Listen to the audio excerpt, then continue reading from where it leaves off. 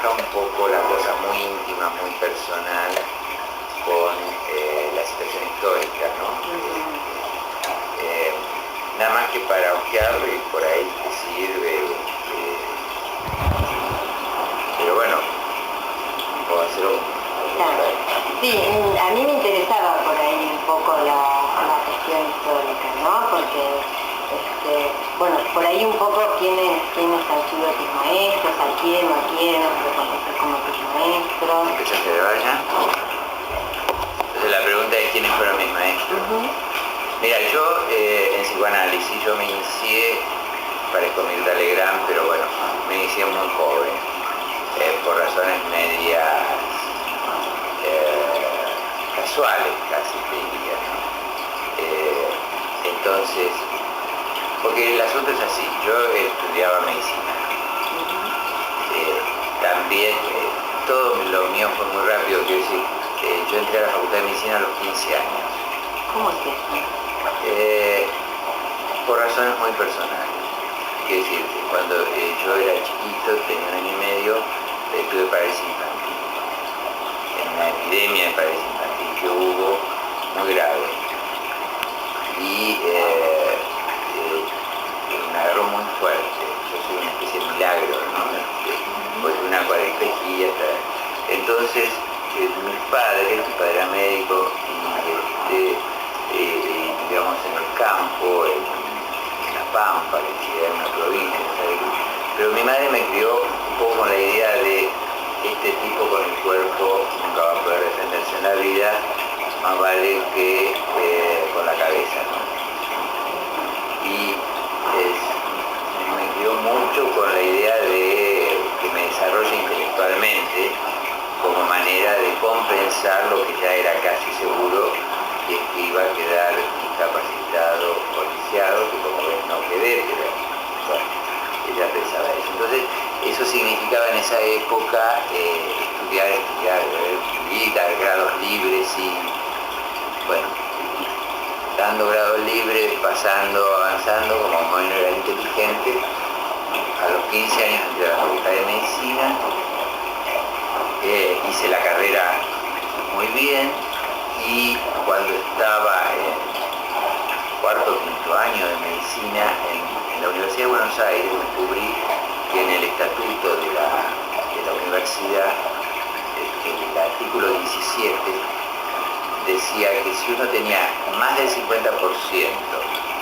de materias aprobadas en una carrera, podía hacer materias de otra carrera de la misma universidad sin hacer el curso de ingreso y sin seguir el orden curricular.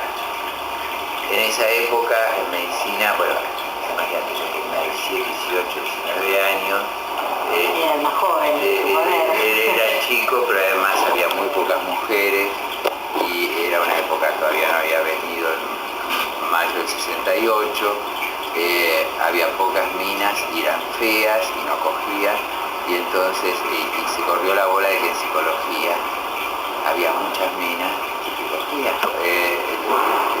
me llevó a hacer materias de psicología. Después me voy a anotar en psicología. Ajá. Esa fue la causa de por qué psicología. Sí, entonces, y ahí pues inmediatamente conseguí novia, claro.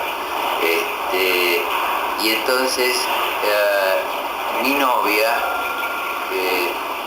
esto ya era el año 60, no, era más, 62, 63, mi novia había estado en Cuba. Y había estado en Cuba apenas triunfó la revolución, muy jovencita, también por razones coyunturales, y bueno, me llenó la cabeza de que Cuba era maravilloso, así que la idea era, nos vamos a Cuba.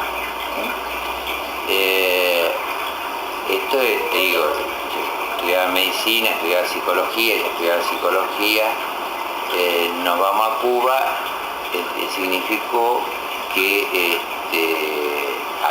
bueno, hablé con Blecher, que era profesor mío en la Facultad de Psicología, y le dije que me quería ir a Cuba. Me dijo, no seas pelotudo, recibiste primero, porque si no te recibís no vas a servir para nada, te falta muy poco para recibirte de médico, espera, recibirte de médico por lo menos, y para un médico, así no.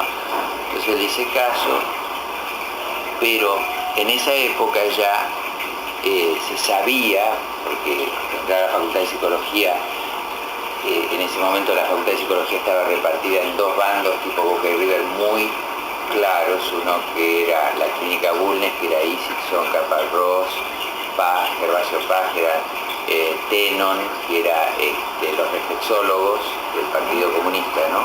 Que estaban absolutamente enfrentados a los psicoanalistas, porque en esa época si uno se dedicaba al psicoanálisis no podía ser comunista, y si se era comunista no podía dedicarse al psicoanálisis.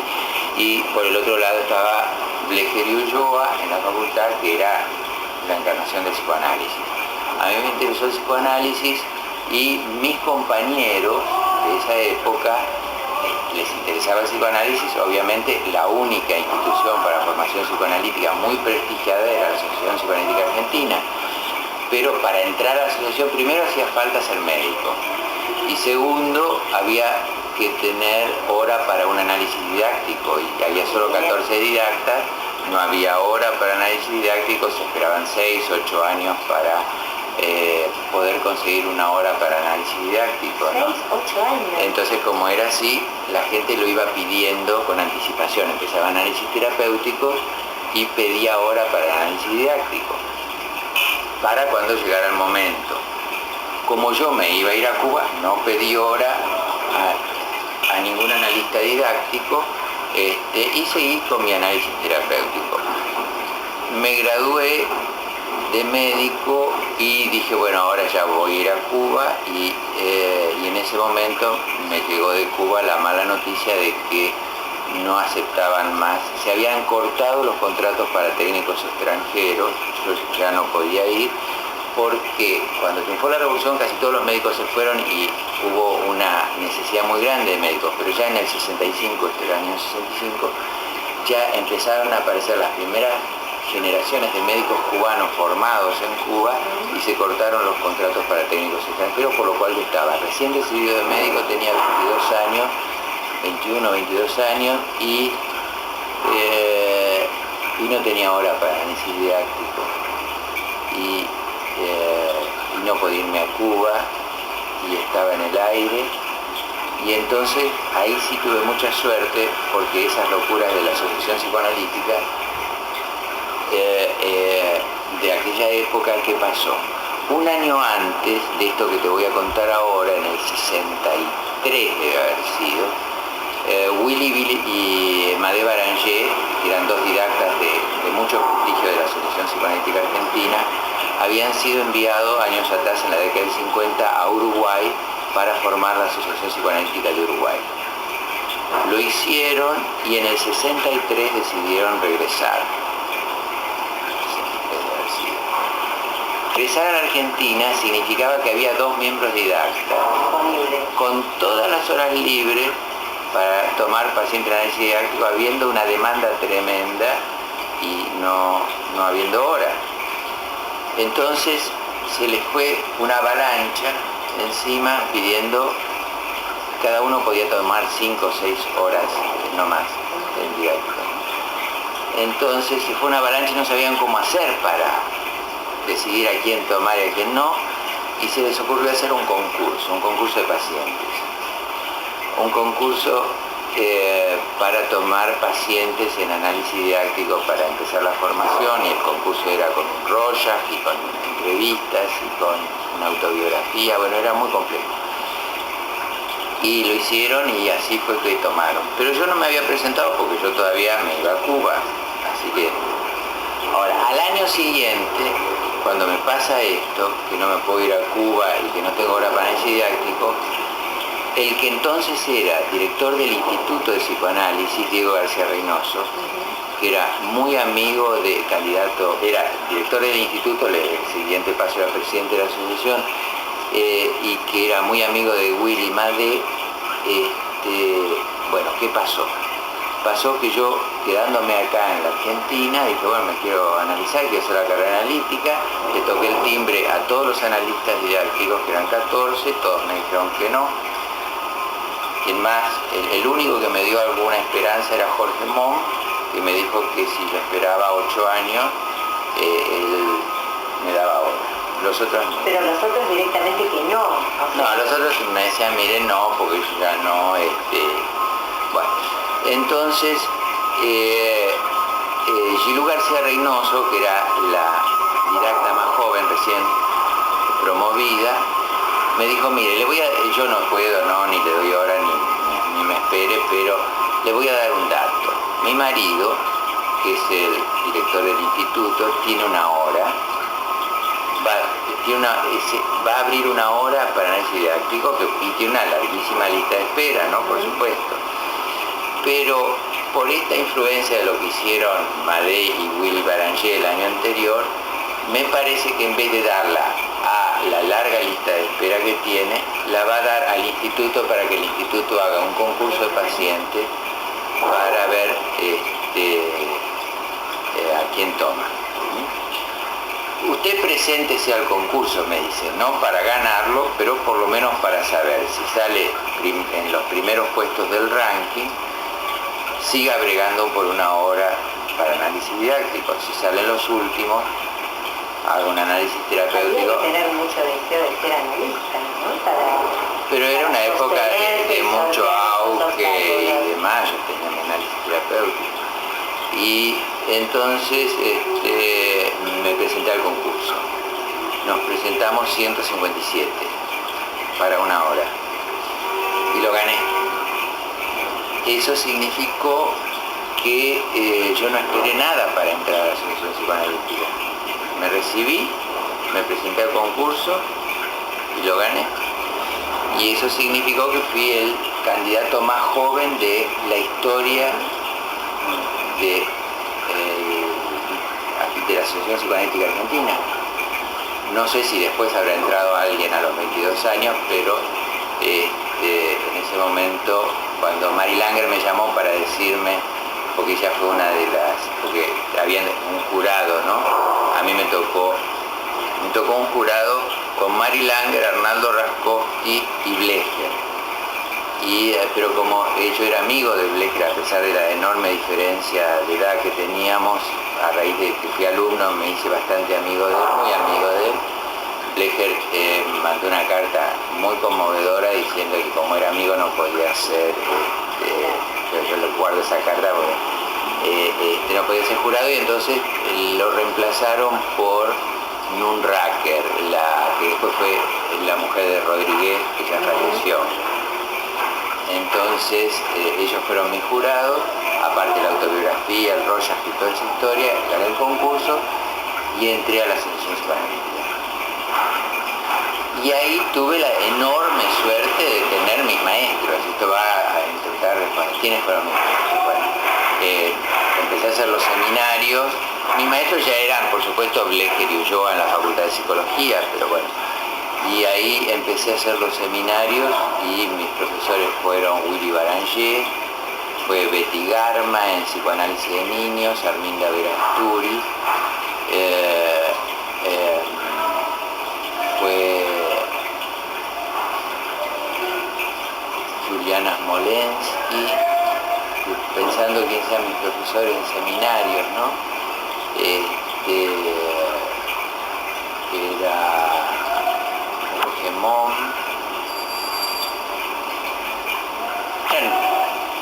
Bueno, Cesio, que era muy particular, porque era una época muy kleiniana de la asociación y Cesio era freudiano y no se movía de Freud y fue muy importante para mí. ¿Freud y Ana Freud? No, Ana Freud estaba absolutamente prohibida. Estaba prohibida, por eso. Arminda Verasturi leía a Ana Freud y la criticaba, nos mostraba las críticas, pero no. Además era la traductora oficial de Wilhelm Klein. No, Ana Freud leíamos las críticas y poquito.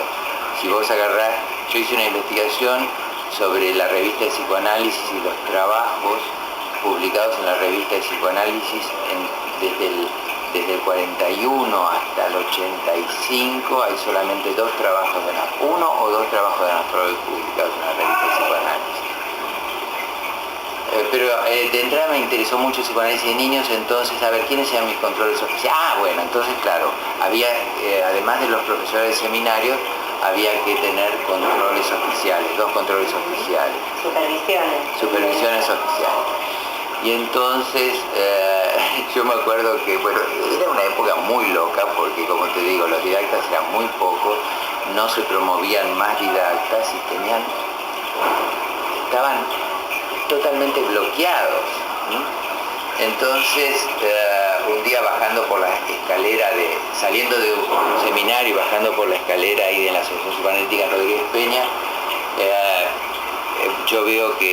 yo bajo, ¿no? Y veo que baja arriba, un poco más arriba, un piso más arriba, está también bajando Mary Langer. Entonces yo me paro en la escalera, esas escaleras caracol de madera, me paro en la escalera y me pongo a gritar como un loco. Eso era absolutamente loco, la asociación donde éramos todos muy aparatos. Me pongo a gritar, ¿qué tiene que hacer un candidato para conseguir alguna vez una hora de supervisión con Mary Langer? Sabiendo que yo estaba parado. Entonces Mimi baja, me había conocido en las entrevistas donde me había aprobado, Mimi baja y me dice, ¿vos querés supervisar conmigo? Yo creo que le dije que sí, pero me quedé mudo. Entonces me dijo, vení a verme el miércoles a las 5 de la tarde. Y ahí empecé a supervisar con ella para siempre, digamos. Se murió y también nos hicimos muy amigos. ¿Después te analizó con ella? No, mi analista fue Diego García Reynoso. Yo gané el concurso con... como que se había analizado con... No, yo gané el concurso con Diego, eso fue absolutamente desopilante y me analicé 8 años con Diego, 4 veces por semana. Y supervisaba con Mary Langer y con Leonardo. Bueno, yo supervisé con todos los psicoanalistas de niños, porque como me interesaban los chicos, entonces supervisaba con los de la primera generación, con Betty Garma, con Arminda Verasturi, con Susana Ferrer y también con Lea Rivelli de Paz, con Elizabeth Tabac de Bianchedi, con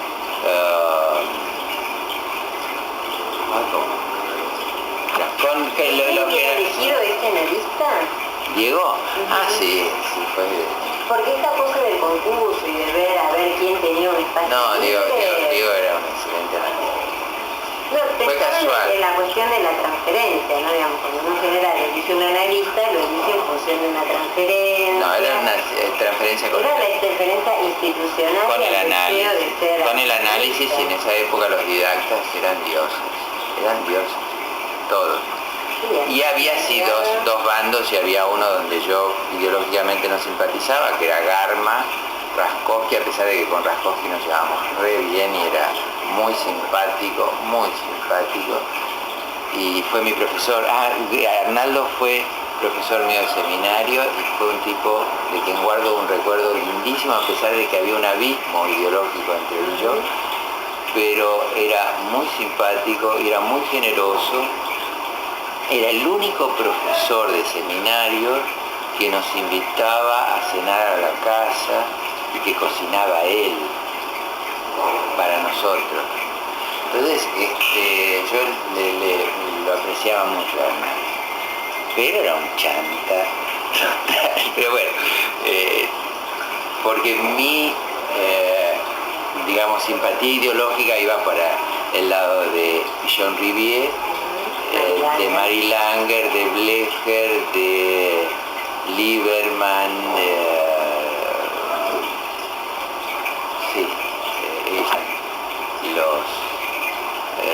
el ala, ¿no?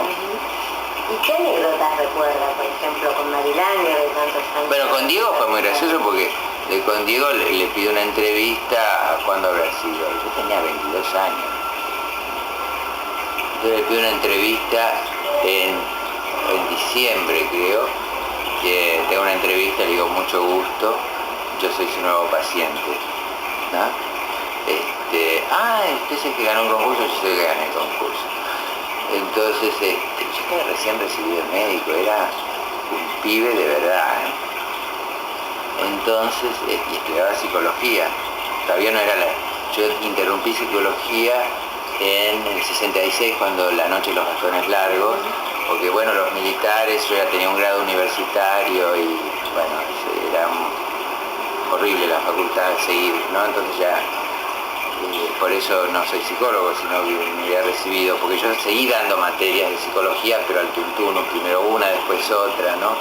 Pero si las daba todas me recibía, pero bueno, con la intervención del 67.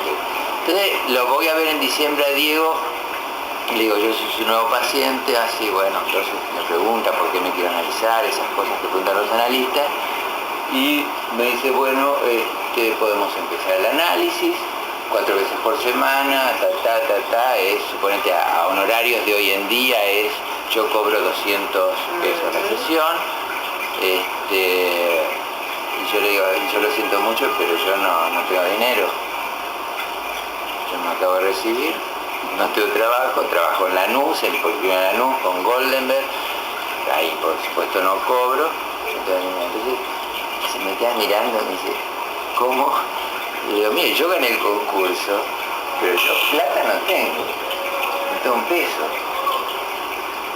Dice, usted le hizo una entrevista, los didactas, nadie le preguntó si usted tenía dinero o no. No, a mí no me preguntaron, yo no contesté. No me preguntaron, yo no contesté. Entonces él se quedó totalmente azorado. Me dijo, bueno, mire. Y yo, por otro lado, él me dice, bueno, el concurso así que usted me tiene que analizar.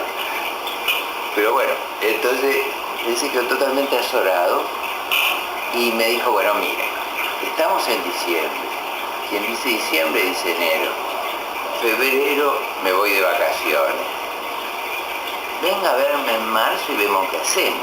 Yo ya estaba por hacer un escándalo porque decía, bueno, gané un concurso y por cuestión de dinero no me van a avisar. Pero ese era un obstáculo, la cuestión del dinero, y además supongo que lo sabías, y sabías que los analistas didactas cobraban bastante. Sí, pero vos no sabés la omnipotencia que yo tenía, que tengo y la que tenía en aquella época. Porque era una cuestión de osadía, esto de presentarse ahí. Yo soy muy omnipotente, muy audaz. Y si quiero algo, me manda. Entonces, marzo. Llega marzo, y entonces lo vuelvo a llamar, te mando la entrevista, empezamos a hablar, me dice, pero usted no era que, bueno, tales horarios, tales días, usted tenía problemas económicos, ¿no? Y le digo, sí, tenía, ya no. No, porque ¿qué pasó? Yo trabajaba en la Lanús en el servicio de Goldenberg, en el departamento de niños con Aurora Pérez, Aurora era mi jefa. Y de los 157 que se habían presentado a ese concurso, muchos eran psicoanalistas que trabajaban en ese servicio. Cuando en diciembre se corrió la bola de que yo había ganado el concurso, yo me convertí de la noche a la mañana en una estrella fulgurante del psicoanálisis argentino. El teléfono, yo en una semana cubrí todas mis horas. En una semana, cuando en marzo Diego me dice, ¿usted tenía problemas con yo? Tenía, yo no tomaba, yo tuve todas las horas tomadas. Y desde entonces siempre tuve todas mis horas tomadas. Porque en esa época había, como te digo, si los didactas, era toda una pirámide, si los didactas tenían todas las horas completas, esto se corría la bola, había un ambiente de mucha efervescencia con respecto al psicoanálisis, y el comentario boca a boca de que yo había ganado ese concurso, me instaló en el lugar de es un joven brillante, un psicoanalista joven brillante que trabaja con chicos, y empezaron a derivarme pacientes y ya no tuve más problemas económicos, en una época donde era así, cuando uno entraba a la Asociación Psicoanalítica Argentina, tenía garantizado que no iba a tener problemas económicos nunca. Esto es lo que vos decís en el texto de la campana de cristal que empezó a asociar, ¿no? Que era muy difícil entrar. Pero una vez que uno entraba, que esto de los 8 años, pero que una vez que entraban ya tenía un porvenir asegurado. Te doy una anécdota, por ejemplo. Todavía no me había recibido de médico y estaba haciendo la residencia hospitalaria, ¿no? Yo estaba en el Ramos Mejía. Pero como pues, mis compañeros y mis compañeras sabían que yo me interesaban las cuestiones del psicoanálisis, entonces viene una amiga mía, una piba, que ahora es psicoanalista, puedo decir el nombre, que es de Ardeva, se llama Alicia Feinblum, éramos compañeros, ¿no? Y el padre era el dueño de la policlínica privada, es decir, y ella también, muy omnipotente, muy segura de sí misma, y sabiendo que a mí me interesaba el psicoanálisis, me dice, decime, che, ¿quién es el mejor psicoanalista que hay en la Argentina? Casi que había decidido en esa. ¿Quién es el mejor psicoanalista? Entonces le digo, mira, no sé quién sea el mejor psicoanalista, pero yo, ponele Mary Lange. Y bueno, dame el teléfono que lo voy a llamar. No, yo no lo tengo, pero te lo puedo conseguir, pero ni te gastes porque vos dejame a mí que vos no sabés. Vos dame el teléfono. Le conseguí el teléfono y al día siguiente nos encontramos en el hospital y le digo, ahí, no sabés, y me cuenta el diálogo. La llama Mary Lange, le dice, la llama por teléfono, dice, doctora Mary Lange, dice, mira, le habla a Alicia Feinblum y yo me quiero analizar con usted. Entonces Mimi, que era muy cariñosa, muy amable, decía, ay sí querida, pero yo no tengo hora. Pero Alicia, que era muy omnipotente también, le dice, pero es que yo me quiero analizar con usted. Dice, sí, pero yo no tengo hora. Bueno, no importa, dice. Yo la espero. Y me dice, pero yo no tengo hora hasta dentro de 8 años. Entonces Alicia insiste, yo la espero. Y a mí me dice, sí querida, dice, vos me esperás, pero yo no tuvo y yo a veces Mimi lo que hacía, ¿sabes lo que hacía? Te decía, quiero analizarme con usted, no tengo hora. Y cuando le insistía decía, bueno, para mi próxima reencarnación, porque bueno, era así el auge del psicoanálisis de la década del 60 y la demanda. Pero además era una demanda a una oferta acotada, porque tampoco había tantos psicoanalistas formados que pudieran, digamos, cubrir por esta razones de demanda. poder, no se promovían más analistas y la base de la pirámide, que era la Facultad de Psicología, desde que los psicólogos no podían entrar a la asociación, claro. Y ahí se marcaba algo muy tajante, que era los que podían entrar a la asociación porque eran médicos y los que no podían porque eran psicólogos, pero los psicólogos eran una cantera de pacientes enorme, y querían analizarse con quién, con analistas de la asociación, y no podían entrar. Y en esa primera fila de la cantera estaban Isabel Calvo, Tesis Calvo, Susana Juventud-Trabaj, María Rosa Plaza, todas las psicólogas de la primera generación, que casi todas estudiaban y se analizaban con didactas de la asociación. Y los didactas tomaban otros pacientes que no fueran candidatos. Cada didacta, por razones de poder, podía, entre ellos, porque había internas, ¿no? Podía tener entre 5 o 6 candidatos, y después eran pacientes. Lo que pasa es que estos 5 o 6 candidatos ya le demandaban 5 horas diarias de consultorio. Pero trabajaban, mira, Diego me atendía yo, mis sesiones de análisis empezaban 7:30 de la mañana. Después me enteré, porque con el correr del tiempo, no es que terminé siendo amigo de Diego, pero cuando terminé mi análisis tuve una relación más de igual a igual un poco, ¿no? A pesar de las transferencias residuales, y sí me hice muy amigo de Giru García Reynoso, con quien compartíamos, por otra cosa que voy a contar ahora. Y Giru me contó de que lo que yo le decía, pero Diego me atendía a 7:30. Y dice, pues ¿sabes por qué? No es que se levantara de más, que Diego tenía insomnio. Por eso.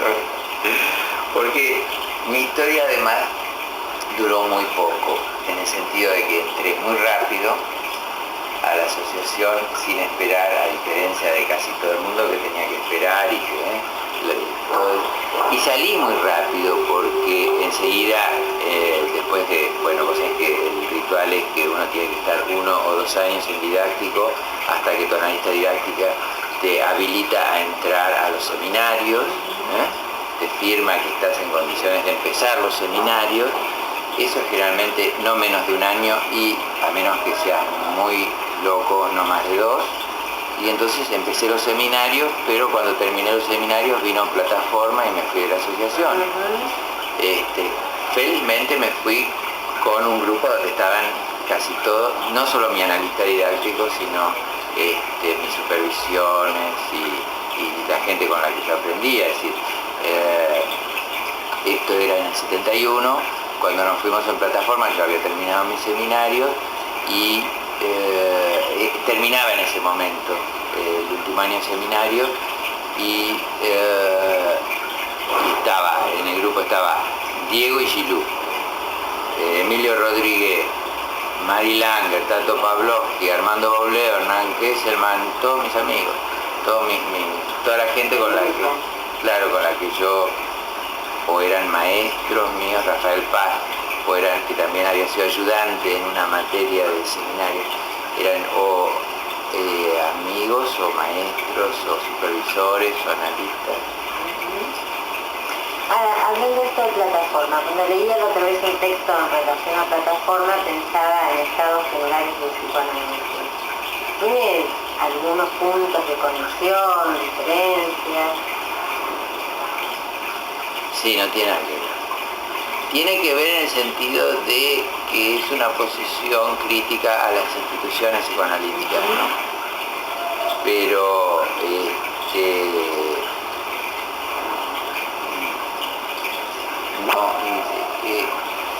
a ver, sí había algo internacional, porque Plataforma es plataforma internacional. A diferencia de Documento, que daba una formación más local. Pero era muy acotado lo internacional de Plataforma, eran algunos italianos, algunos suizos, y nosotros, para contar. Y lo que tuvo de bueno Plataforma fue que nos juntamos, renunciamos a la asociación psicoanalítica y eso fue el primer acto importante, y el segundo es que nos autodisolvimos enseguida. Al año nos autodisolvimos cuando nos dimos cuenta que empezábamos a cometer los mismos errores por los que habíamos renunciado. Estados Generales es una asamblea autoconvocada por encima de las instituciones, que no tiene una vocación de poder o no tiene una vocación de institucionalizarse, que es autogestiva, ¿no? Y que es muy internacional. Pero no por casualidad, muchos de los que participamos en Plataforma, a pesar de que Plataforma no existe, Plataforma existió 1 año, bueno, un poco más, porque existió un tiempo, mientras estábamos dentro de la asociación ya éramos un grupo, hasta que renunciamos, pero que desde que renunciamos hasta que nos autodisolvimos fue 1 año, nada, no existió. Y sin embargo marcó y existe en el imaginario social. Y cuando, por ejemplo, yo organicé yo me exilié en Cuba, ¿no? Durante todos los años de dictadura militar yo estuve exiliado en Cuba. Y cuando regresé a la Argentina en 84, organicé un congreso de psicoanálisis latinoamericano en Cuba. Por primera vez los psicoanalistas iban a un país socialista, ¿no? Y de golpe me di cuenta, se dio cuenta Mari Langer, porque me mandó una carta y me dijo, ¿te diste cuenta, una vez que terminó ese congreso, que al final los que fuimos a Cuba éramos todos los de Plataforma, que al final en Cuba se pudo concretar el sueño de Plataforma? Porque ¿quiénes éramos? Era Gilú, era Tato, era Fernando Ulloa, que era de Documento, pero era Mari Langer, era Gregorio Barenblit, era de la lista de los 14 Plataformas, éramos como 10 que habíamos ido a Cuba. Y a pesar de que tenemos enormes diferencias entre nosotros, quedó una ligazón tipo fraternidad de trinchera, salvo entre uno u otro, pero con Armando Bauleo, bueno, ya algunos fallecieron, May Langer, Diego García Reynoso, Manucho Graslaki, fallecieron, pero de los que quedamos entre nosotros quedó una relación muy fraterna, muy afectuosa, salvo alguna interna entre alguno y otro que conservan enojos y enconos muy especiales, ¿no? Pero que al final están peleados y que son como íntimos enemigos, ¿no?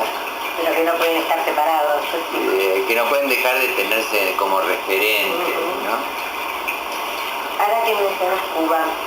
Bueno, todo esto incluso coincidió con algo que fue, de lo cual puedo hablar porque fue absolutamente público, que fue y excepcional por lo escandaloso, porque no es parte de lo que pasa en el ambiente psicoanalítico argentino, que Tato lo agarró a trompadas a Rafael Paz en la presentación del libro de Emilio Rodríguez. ¿Sí? Lo tiró al suelo de una trompada, es decir, esta es plataforma. Las pasiones del psicoanálisis. Claro. ¿Y de qué manera se trabaja con la neurosis hoy en día en Cuba? Mira, yo voy mucho a Cuba y ahora tengo que ir el mes que viene, y he seguido yendo, pero en Cuba no hay psicoanalistas. Pero en relación a la psicosis, ellos parecen tener un dispositivo que funciona mejor que el nuestro. Bueno, no hay que hacer mucho esfuerzo para que un dispositivo funcione mejor que el nuestro en ese punto. Pero en relación a la neurosis, digamos, me pregunto, si no hay un desarrollo del psicoanálisis, No lo hay. ¿cómo se tramita eso? Sí, mira, no sé en este momento, yo te podría decir, yo viví 8 años allí, te podría decir en la época que yo estaba allí, y ellos tienen un sistema de salud que funciona muy bien y salud mental está incorporado a salud pública. Entonces eso quiere decir que hay servicios de salud mental y servicios de psicología en todos lados, muy bien repartidos, ¿no? Igual que es, porque coinciden con los servicios de salud. Y los psicólogos están formados en una facultad que tiene bueno, no se puede entender si no se habla de la historia. Ellos no tenían facultad de psicología. Cuando triunfa la Revolución Cubana no había facultad de psicología. Y entonces tuvieron que hacer psicólogos de la nada, sin profesores. De la nada.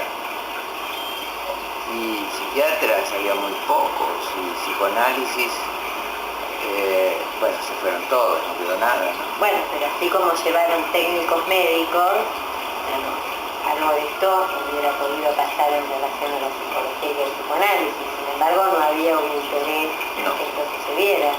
No, ahí no hubo una posición contraria al psicoanálisis como la hubo en la Unión Soviética, ¿no?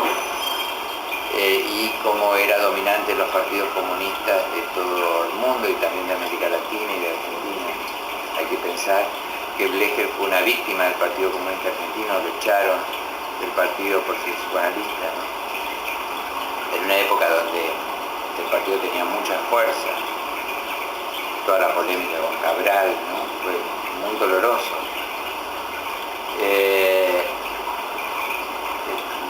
Mucho después, bueno, a mí me tocó asistir al momento donde el Partido Comunista aceptaba que sus miembros se analizaran, pero esto fue un logro, y algunos psiquiatras del partido empezaron a analizarse. Gervasio Paz empezó a analizar con May Langer, Antonio Caparrosa empezó a analizarse con Fernando Ulloa, yo analicé al hijo de Isingson, era, qué sé yo, era como que un hincha de Boca fuera a comer con un hincha del River. Qué sé yo, era muy, una guerra muy brutal la que hubo. Y en Cuba no. En Cuba no había una posición antipsicoanalítica, pero me parece que porque no hubo psicoanálisis, porque si no a lo mejor lo hubiera habido. Pero el partido no tenía una posición en contra, creo que por ignorancia más que por aceptación. Y empezaron, lo que tampoco se compraron es la psicología, la reflexología y la psicología soviética, porque había mucha ayuda económica de la Unión Soviética, pero que podía haber vehiculizado la ayuda técnica, ¿no?, en la psicología, y no. Cuba, intentaron llevar laboratorios reflexológicos de investigación a Cuba y no prendieron. Y entonces los cubanos empezaron a formarse en una psicología como tomando lo que podía. Tomaron Sassó, tomaron Balón, tomaron Vygotsky, tomaron algunas cosas de la psicología del yo y empezaron a formar psicólogos de manera muy empírica, digamos, y a distribuirlo y a desarrollar casi en la práctica la psicología. Espontáneamente algunas cosas de psicoanálisis, muy espontáneamente, incluso en el año 70 se publicaron las obras escogidas de Freud,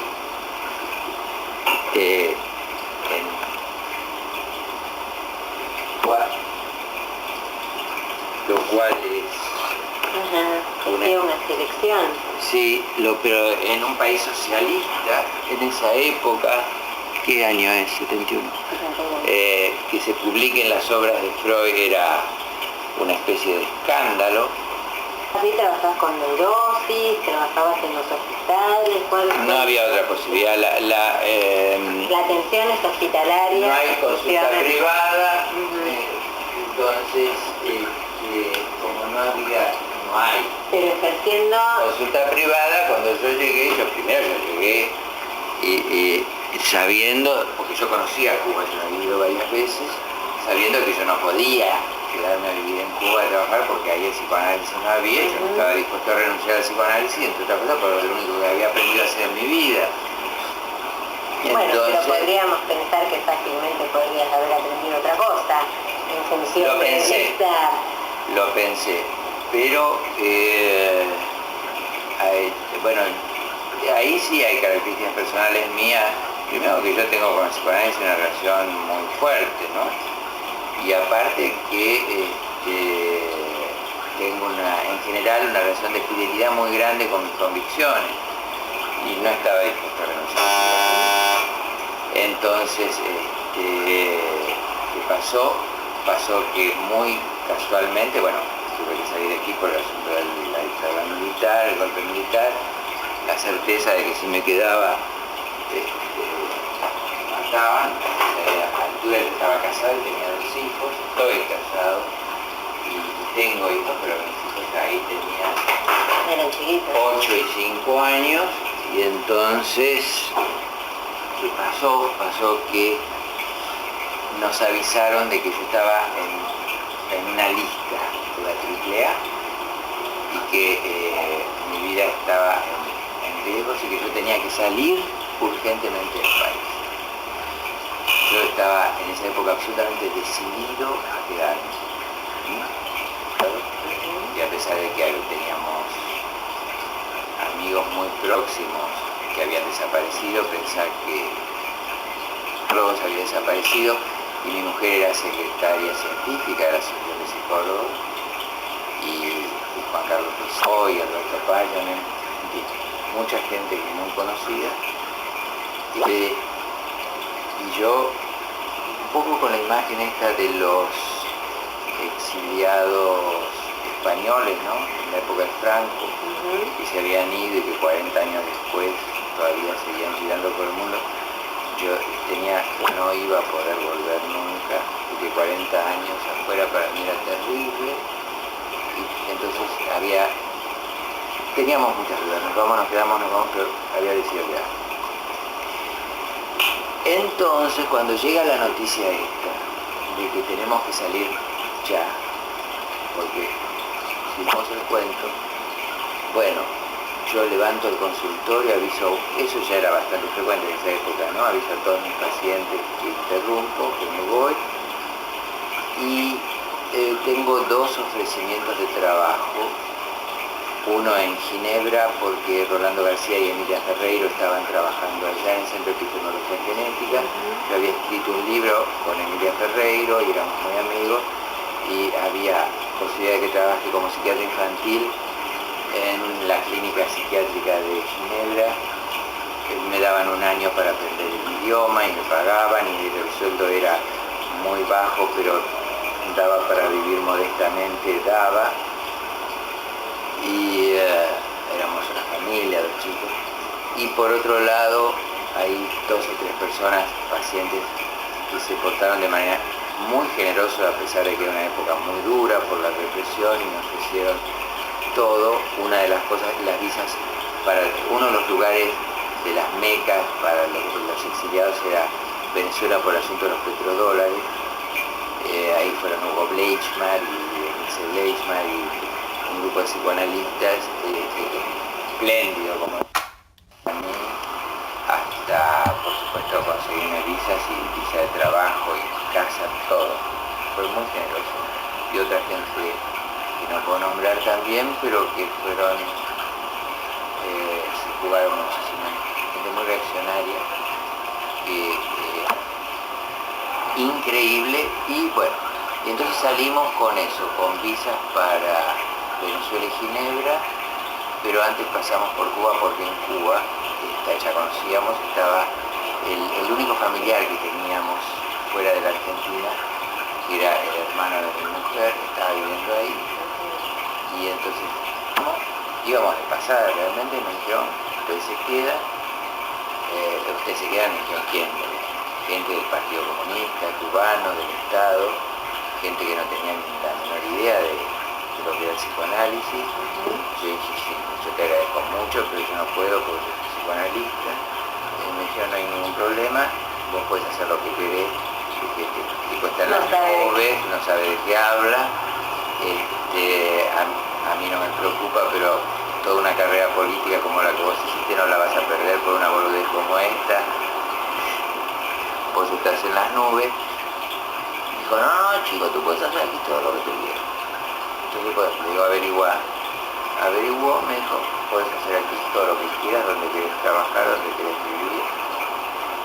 Y entonces empecé, bueno, ahí hubo toda una serie de anécdotas muy divertidas y trágicas al mismo tiempo. Y porque el ministro de Salud Pública acaba de ser, el ministro de Salud Pública en Cuba tiene un poder enorme, porque la salud pública en Cuba es razón de Estado, y acaba de ser nombrado ministro y dejado el puesto anterior, que era director del Instituto de Hematología. Entonces vino a vernos a casa, lo cual era muy impresionante, que el ministro vaya con nosotros a ofrecernos todo. Habló con mi mujer y le dijo, mirá, la niña de mis ojos es el Instituto de Hematología, el instituto como lo que sería el CONICET acá, ¿no?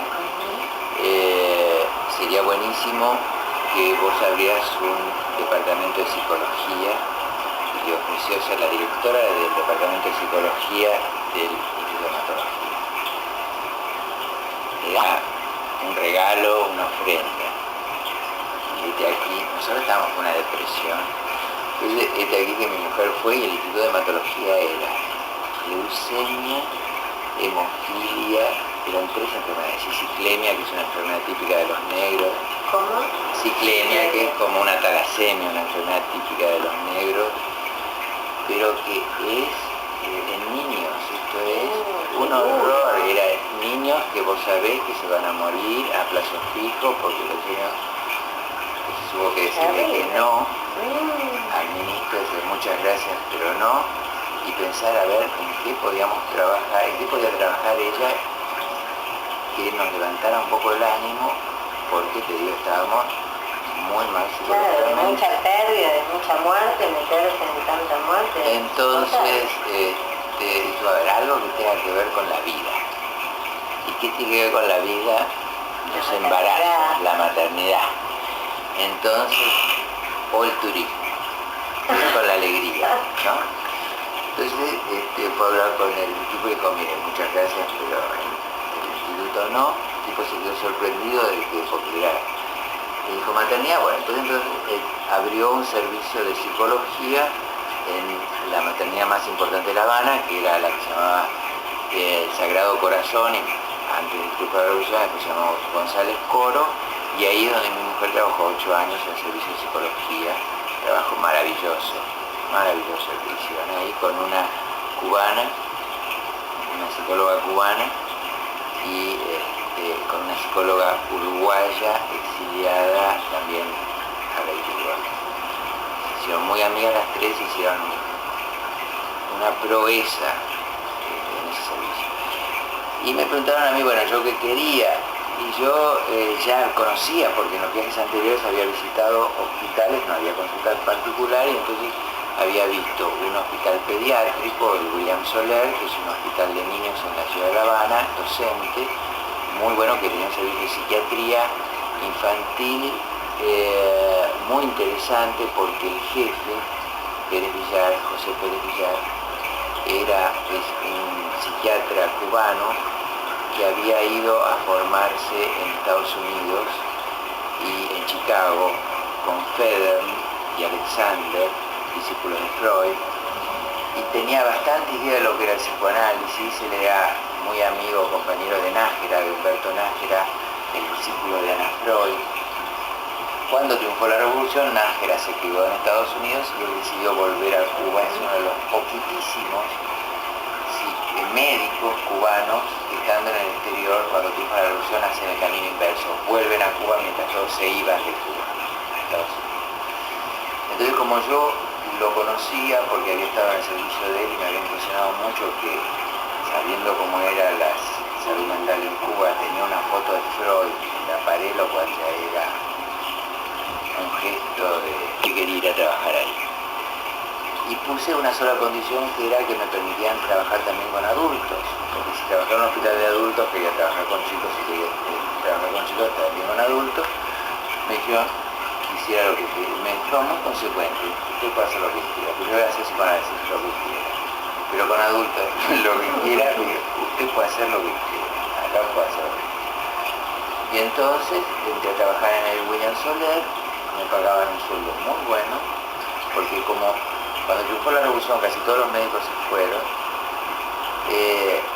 históricamente quedó que los que se quedaban con muy buen sueldo.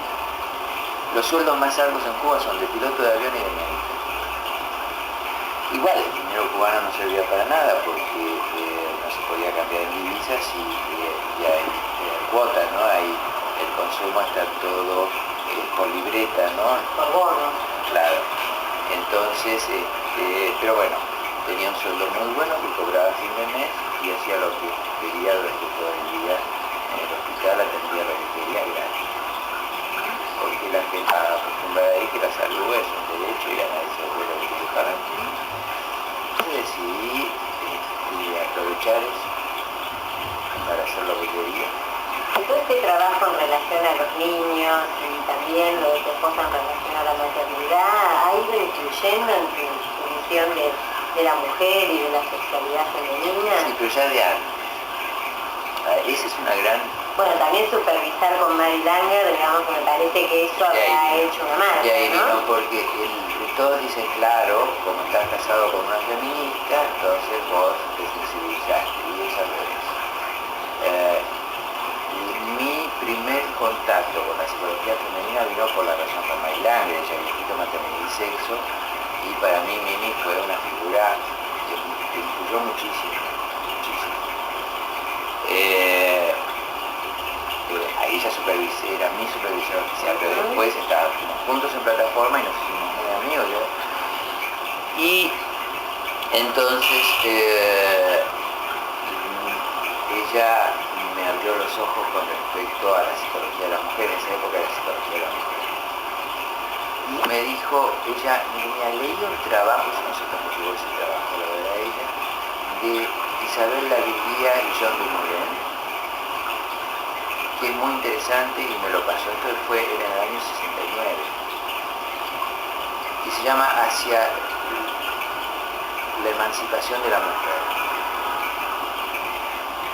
La guía es una rosarina que se había exiliado en la década del 40, 50, creo, en Francia, y después fue a parar a Cuba apenas triunfó la revolución. Y estaba en pareja con John Dumoulin, que era un norteamericano, doctorado en Harvard. Y ellos dos, da la casualidad, vivían en Cuba y escribieron el primer trabajo del feminista de la historia, que se llamaba Hacia una concepción científica de la emancipación de la mujer. Ellos son los que por primera vez introducen el término de trabajo invisible para aludir al trabajo que la mujer realiza en el hogar y que es fundamental para la reproducción de la fuerza de trabajo.